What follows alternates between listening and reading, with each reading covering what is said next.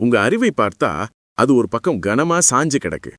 எப்படின்னா, உலகத்துல பணம் சம்பாதிக்கிறது, பொருள் சேர்க்கிறது, பொருளியல் அறிவு இது மட்டும்தான் முக்கியம்னு நினைச்சு அதுலயே மூழ்கிருக்கீங்க. ஆனா இன்னொரு பக்கம் உங்க உடம்பு, மனசு, உயிரியல் அறிவு பத்தின ஞானம் இல்ல. இந்த சமநிலை இல்லாததால தான் உங்க மனம் ஆராய்ச்சி செய்து யோசிக்கிறத விட்டுட்டு சட்டுன்னு உணர்ச்சி வசப்பட்டு முடிவெடுக்குது. கோபம், பதட்டம், கவலை இதெல்லாம் தான் நடக்கும். என்ன தப்பு நடக்குது?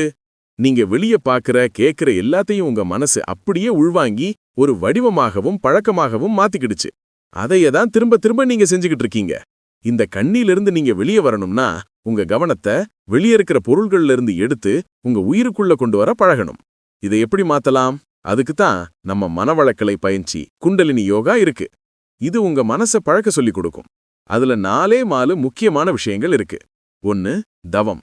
தினமும் கொஞ்ச நேரம் அமைதியா உட்கார்ந்து உங்க மனசை சும்மா இருக்க பழகுங்க. அப்பதான் உங்க உள்ளுக்குள்ள நிம்மதி கிடைக்கும். 2. தற்சோதனை. நான் ஏன் இப்படி பேசினேன், நான் ஏன் கோபப்பட்டேன்னு உங்களை நீங்களே கேட்டு தெரிஞ்சுக்கிறது. 3.